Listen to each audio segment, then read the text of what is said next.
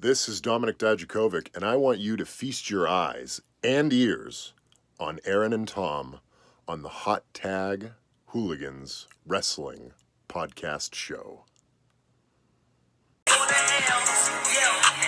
help me, I just need some motivation. And I got tired of all these rumors and they hating. I feel my best when I'm worry-free. Mama, don't you worry, ain't nobody hurting me. Lord help me, I just need some motivation.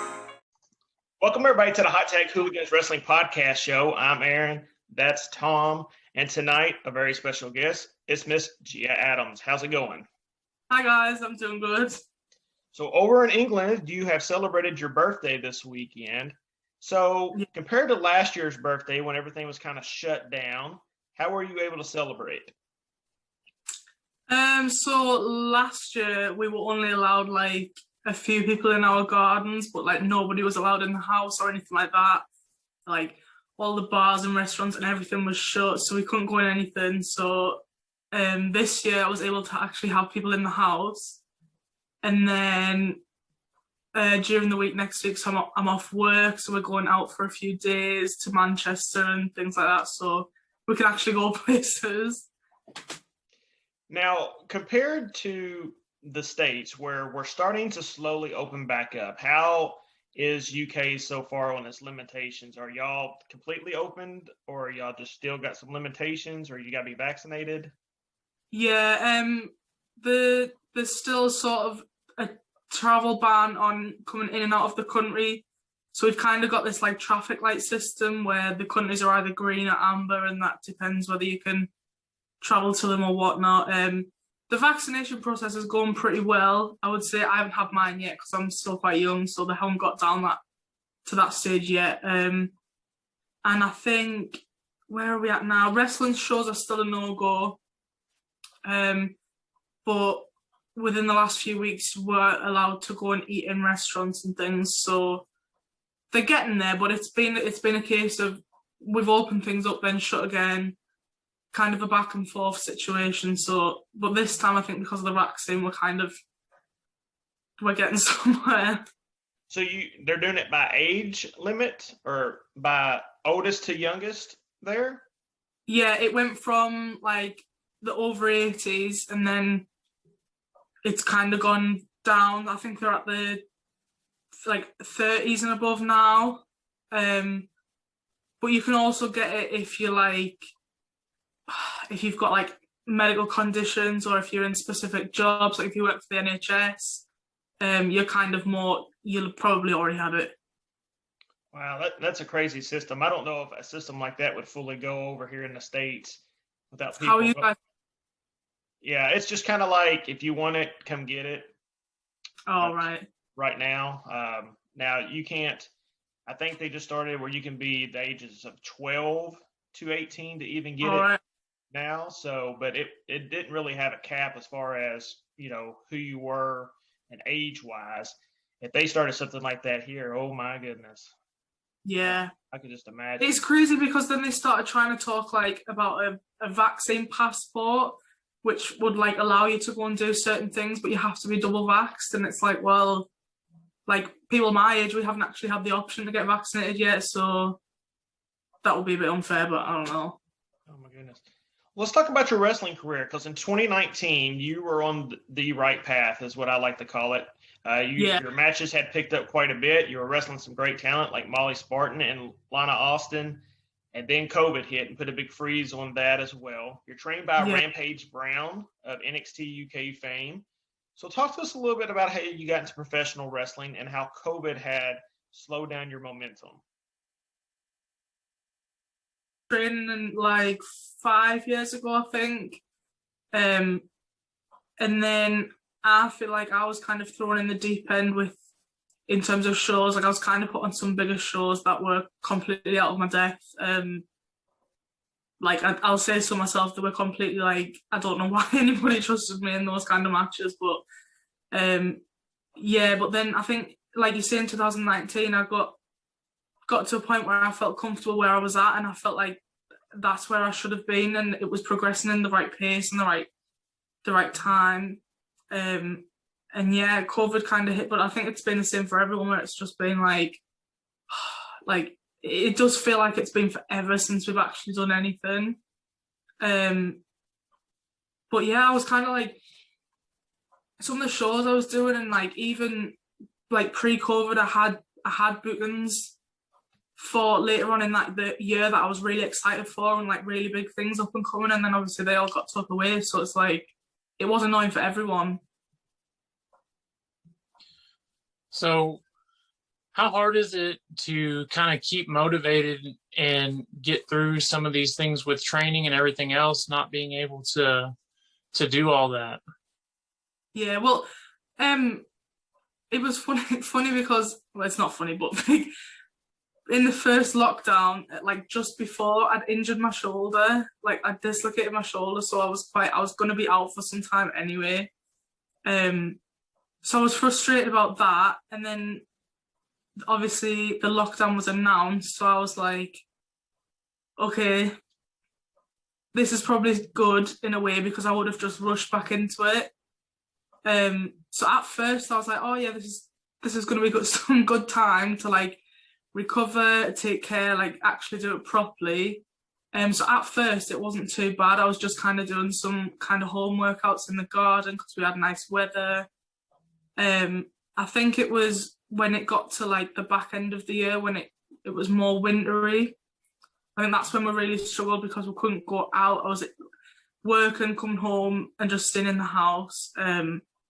With the gyms being shut as well, that was really hard. Yeah, you kind of mentioned there, and I think for a lot of wrestlers, even here in the U.S., it was a mental battle for a lot of them. For some of them, it was really good because they got that mental break. They were able to rest their bodies. Yeah. Some of them were able to do some other ventures that they had hoped to do. But for some of them, it was really hard because that's all they know is get up, eat, sleep, train, wrestle.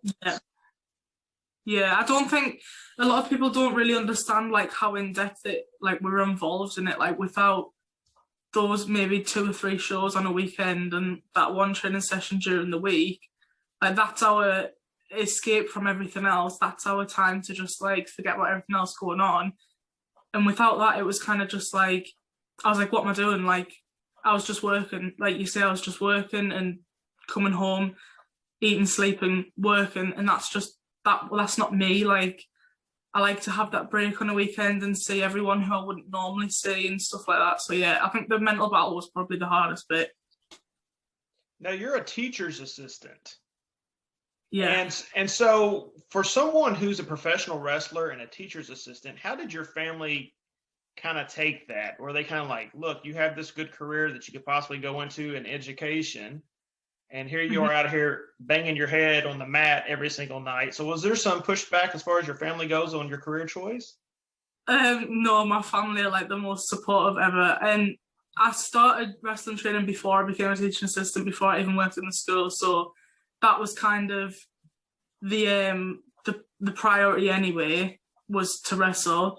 And I could have gone into being a teacher if I wanted to, but my idea as having the teaching assistant job was just as a backup for wrestling, really. It was just something to get things by, and I do love it. I absolutely love it, but I haven't got enough time to put in any sort of like teacher training or anything, so I'm happy just sticking with teaching assistant. But yeah, my family are like, they're incredible. My mum's like my biggest fan. Now, was there ever a point that your family was ever nervous or worried about you getting injured or anything like that? Yeah, even though my mum's the biggest fan, she also gets so worried at first, because I do a lot of like intergender matches, so I think especially those ones where they're the ones where she's kind of like, she kind of watches like that sometimes. Yeah, and the British style is very strong style and it's very hard hitting.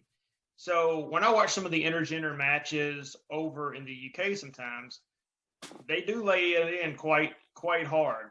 But the women who are also in the ring can also hit just as hard as the men. So do you find that when you're in the ring, have you wrestled some other females that can definitely hit harder than some of the males that you've been in the ring with? Oh yeah, 100%.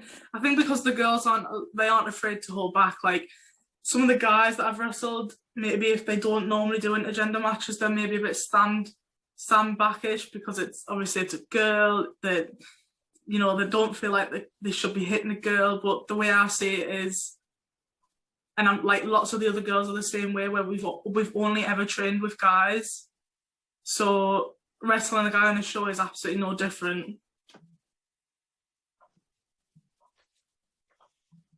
So when you talk about wrestling the guys and the girls, is there a preference that you have, or are you kind of just down for anything? I wouldn't say a preference, but some of my favorite matches are with the guys. I think a lot of the time when I'm wrestling one of the guys, they're a lot more experienced, so like it's just a better experience for me. And they're just a bit more, I don't know, they're just a bit more fun. I feel like with the guys, I've got more trust in them because that I've only ever trained with guys. Like I say, like if it's one of the guys that I've trained with, for example, I train with HT Drake, who's one of the guys from the Northeast, and I wrestled him on a show just before lockdown, and that was like one of my favorite ever matches because we've just trained together for years. But yeah, like I'll wrestle anyone. Speaking of that, is there anyone that you have in mind that you would like to wrestle?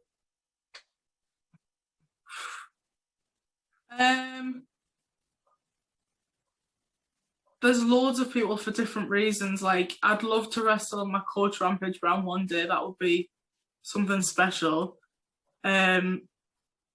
And there's also, I don't know if you probably do know of the ex-WWE superstar Caitlin.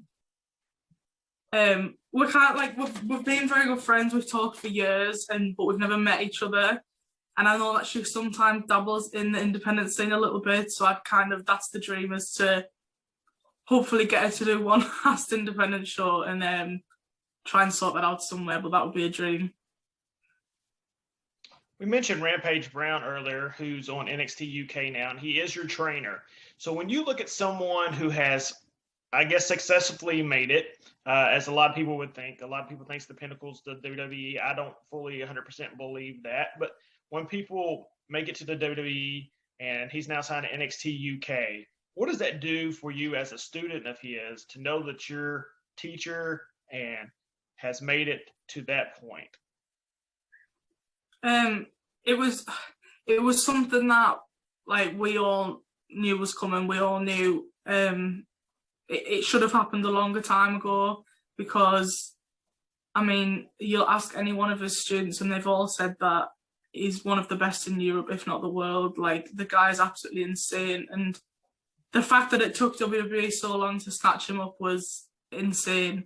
But it does make it feel like, obviously for the guys and myself who obviously want to get to WWE, that it makes it feel like it's almost a step closer, if that makes sense. It makes it feel a lot more achievable knowing that like someone from up here has been signed by them.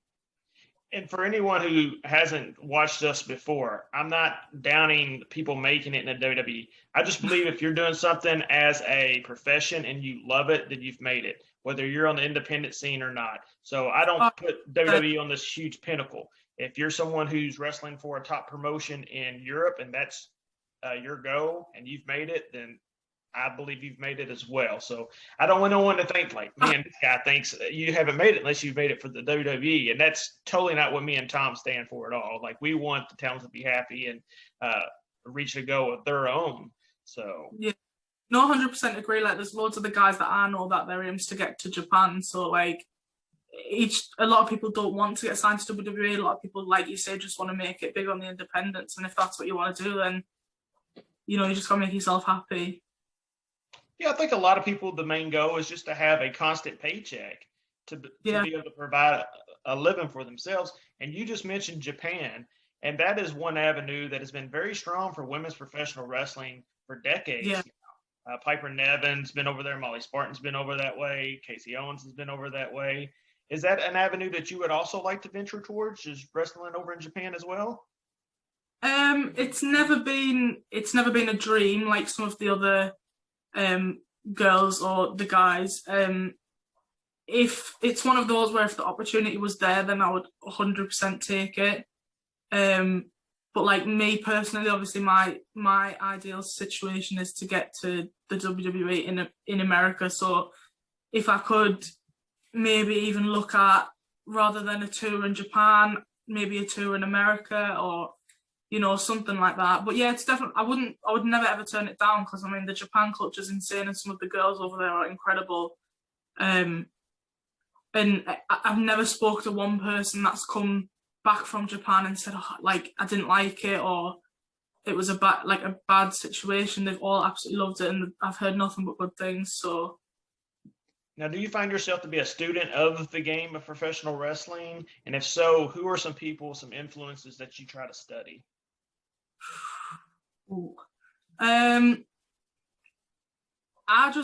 love to watch anyone who really like understands wrestling, like not somebody who just does it for fun, but someone who's, when you watch a match and you just think that like that after that made so much sense, or like the way he's looking at the camera at this point, that makes so much sense. And so like my go-tos are like Randy Orton's been my favorite from like day one, in terms of like facials and character, and because it doesn't matter whether he's heel or face, he's always someone that like I go to for those type of things, facials and that. Obviously, without putting him over too strong, Rampage Brown. If I'm ever on a show with him, I'll always make sure that I'm there watching his match, because I feel like our styles of wrestling are very similar. So if I can pick anything up from him, then yeah, all of the knowledge that he says is like stuck in there, and anything that I spout out is just from him, one after the other. So now, do you keep track with the current product and kind of follow the story and things that are going on to learn from, or are you more selective on what you watch? In terms of WWE, Yeah. well, when I was younger, I used to watch like Monday Night Raw, SmackDown, all of the pay-per-views like religiously. But now it's just a time thing. I don't have time to sit and watch like 3-hour shows.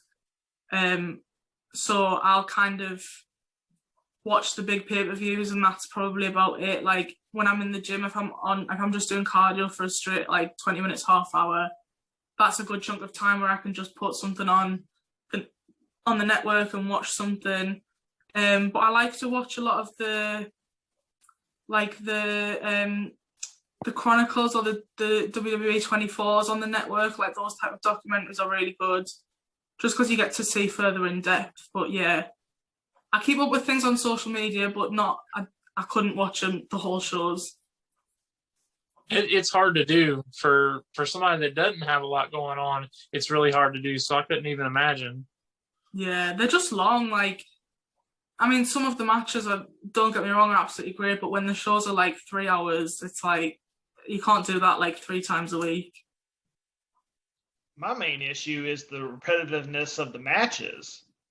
Mm. You know, if I see, Randy Orton and Matt Riddle versus the New Day this week, I don't want to see that next week. And I think that's where they've really had a rough time over the last few years, is the writing team's a little bit lazy.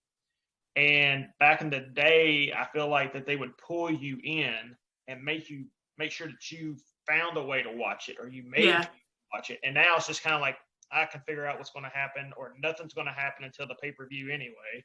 So very, very seldom is there a lot of shock and awe. Yeah, that's another reason why I'll just tend to watch the pay-per-views. Like, there's not, I feel like you say, repetitiveness. You don't need to watch every show leading up to the pay-per-view, because all they're really building up to is that one match. So yeah, I much prefer to just watch them. Looking at your career right now, in the next year, once everything starts hopefully opening up and you guys are able to perform across all of Europe, do you have some goals that you would like to share that you've kind of written down that you would really like to achieve this year? My main goal is to really expand further out of the Northeast, because I feel like in the UK, the Northeast is very kind of like just like to the side. We have our own stuff going on, and no one tends to really like bring people out of the Northeast. But just before lockdown, I was wrestling more in the Northwest and in a few shows in Scotland a bit more regularly. So I'd like to get like further down the country, if that makes sense, because it was like Newcastle, Leeds, then Manchester, and then that's kind of like Manchester, Liverpool. That's kind of like the furthest I've really got. So further down the country, more shows in Scotland, and 100% I'd love to wrestle over abroad somewhere.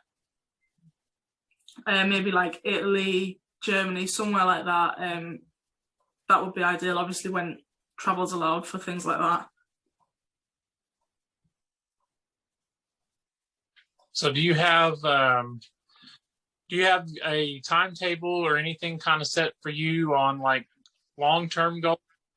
Things that, like, if you do really want to make it to the WWE at some point, because it's tough, I'm sure, trying to juggle everything that you have to juggle just to live life. Do you look at down the road where you would like to be and kind of talk about that a little? Yeah, it's something I talk about a lot. To be fair, like my partner's a wrestler as well, so he's kind of got the same vision. Like that's kind of what we both want to do. So we do talk about it a lot because he's like 5 years older than me, so we're kind of at different stages. So he's like, I've got to get this done quick because time's running out, blah blah blah.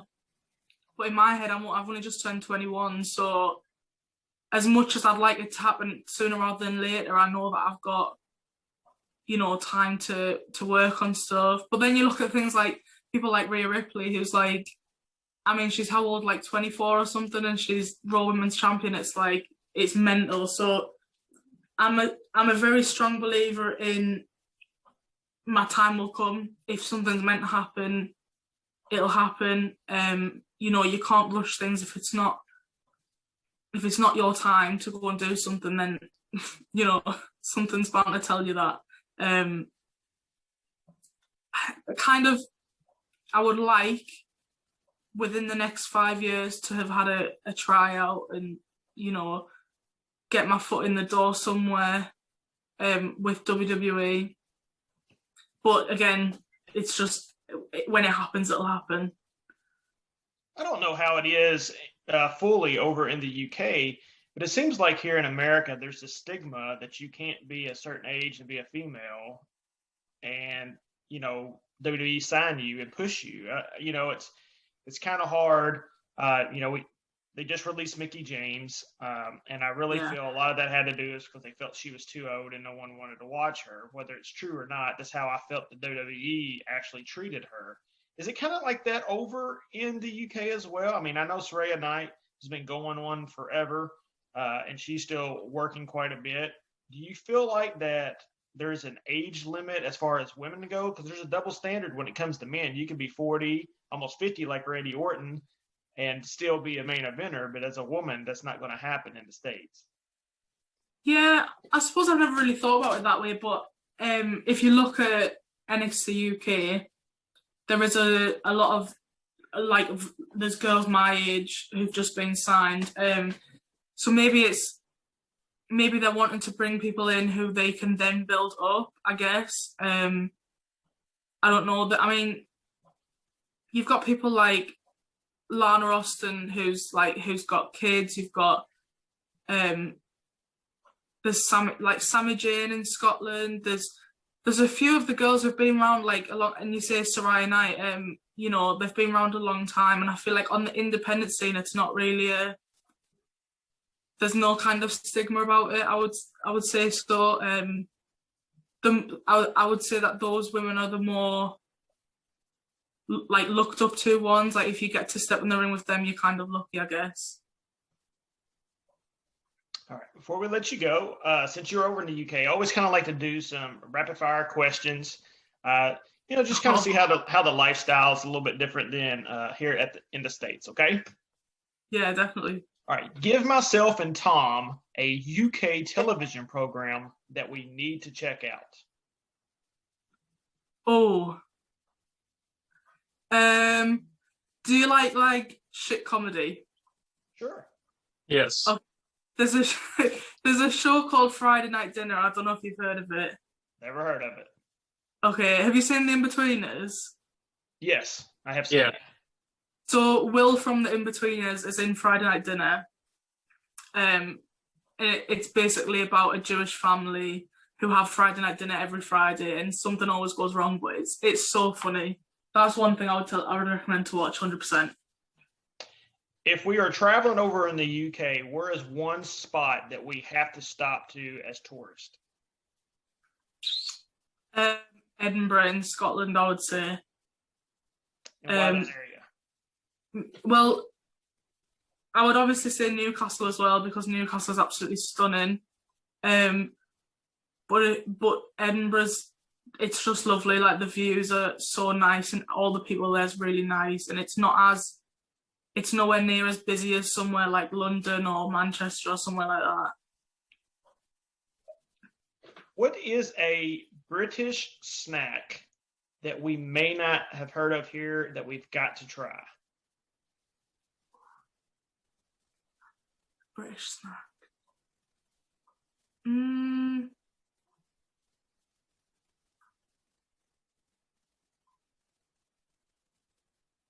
trying to think, because my friend's from Philadelphia and she came over. I'm trying to think what she had that you guys wouldn't have. Do you guys have, do you know Haribo sweets? Haribo? Yeah. They do giant straws. Our Haribo does like gummy bears and things. Yeah. Yeah, so we have all those ones, but we also have these like, I remember because she loved them. They're like that big, and they're like strawberries, like chewy strawberries. They're really good. If you can get your hands on some giant straws, get some of them. If you were to come over to the United States, what is one city that you would want to travel to? One city.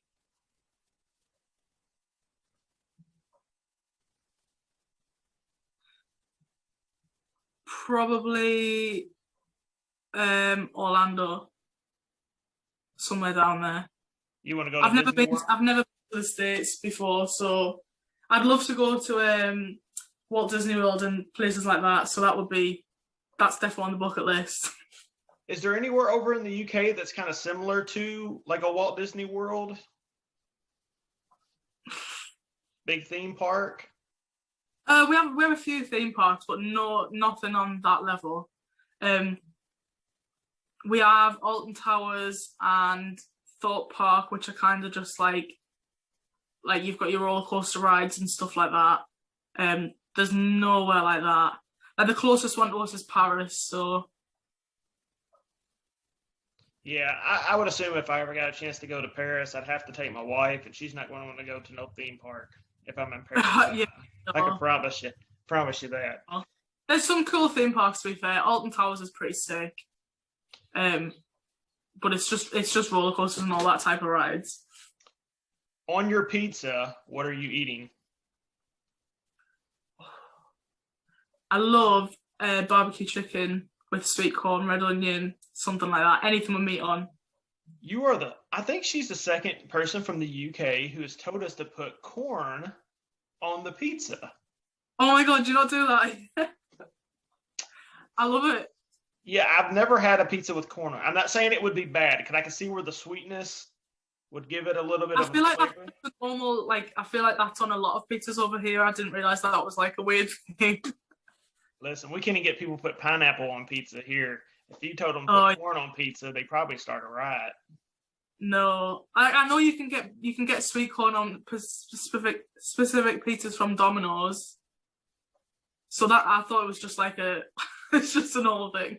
I may have to order a Domino's pizza just to see if I can get some sweet corn. And yeah. Like, sir, what? I can see it now. All right, before we let you go, tell everybody where they can find you at.